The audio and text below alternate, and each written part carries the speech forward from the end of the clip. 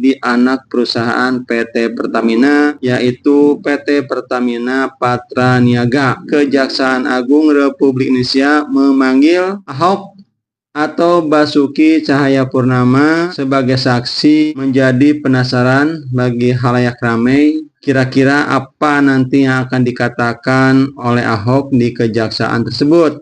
Setelah Ahok diperiksa oleh Kejaksaan Agung, Ahok menyatakan bahwa beliau sangat kaget bahwa Ahok tidak mengetahui adanya kasus tata kelola tersebut.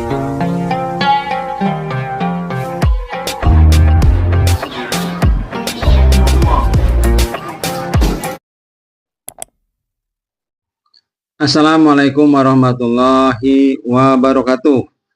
Sahabat-sahabatku, selamat berjumpa lagi dengan saya Effendi di Effendi Advokat Channel, sebuah channel yang akan membahas masalah-masalah kemasyarakatan yang diulas secara populer.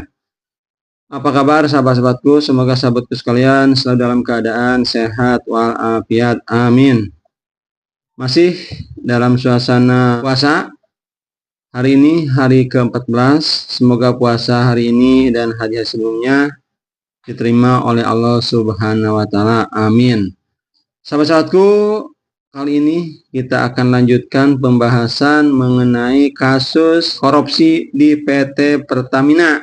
Tepatnya kejadiannya itu adalah di anak perusahaan PT Pertamina, yaitu PT Pertamina Patraniaga. Nah, sahabat-sahabatku, kemarin Kejaksaan Agung Republik Indonesia memanggil Ahok atau Basuki Cahayapurnama sebagai saksi dalam kasus tata kelola minyak mentah dan produk kilang periode 2018 sampai 2023. Tentu pemanggilan oleh kejaksaan ini, sahabat-sahabatku, menjadi penasaran bagi khalayak ramai, kira-kira apa nanti yang akan dikatakan oleh Ahok di kejaksaan tersebut. Dikarenakan sahabat-sahabatku, Ahok ini pernah menjadi komisaris utama di PT Pertamina, yaitu dari tahun 2019 sampai tahun 2024. Pada tahun 2024 lah Ahok mengundurkan diri sebagai komisaris dari PT Pertamina. Nah, sahabat-sahabatku, setelah Ahok diperiksa oleh Kejaksaan Agung, Ahok menyatakan bahwa beliau sangat kaget dengan adanya kasus tata kelola ini.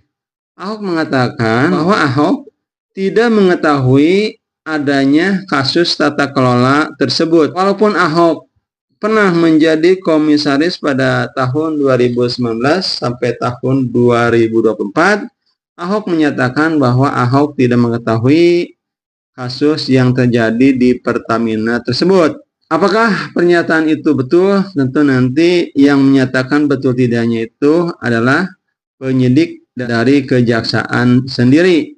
Ini tentu menarik sahabat-sahabatku, bagaimana seorang komisaris di perusahaan induk yaitu PT Pertamina tidak mengetahui kejadian yang terjadi di anak perusahaan yaitu PT Pertamina Patraniaga. Walaupun sebagai anak perusahaan, memang PT Pertamina Patraniaga ini mempunyai struktur kepengurusan sendiri. Ada direkturnya, ada direksinya. Apakah dengan ini Ahok betul-betul tidak bisa mengawasi apa yang terjadi di anak perusahaannya? Semua itu tentu yang mengetahui adalah nanti dari penyidik kejaksaan sendiri. Nah, sampai saatku saya bacakan dulu artikel yang saya ambil dari CNN Indonesia.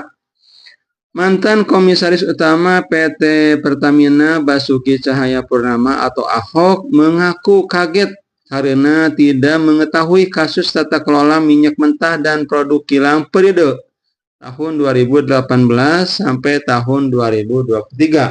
Ahok menyebut hal-hal yang diketahui penyidik Kejaksaan Agung melebihi pengetahuan dirinya.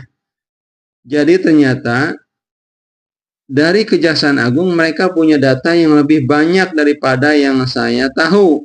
Ibaratnya saya tahu cuma sekaki, dia tahu sudah sekepala, kata Ahok. itu sahabat-sahabatku yang dikatakan oleh Ahok bahwa ternyata katanya kejaksaan itu punya data lebih banyak daripada dirinya, sampai mengatakan bahwa dia itu tahunya cuma sekaki, sedangkan kejaksaan sudah sekepala.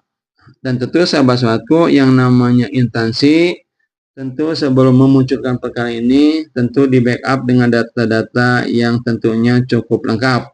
Kita lanjutkan sahabat-sahabatku.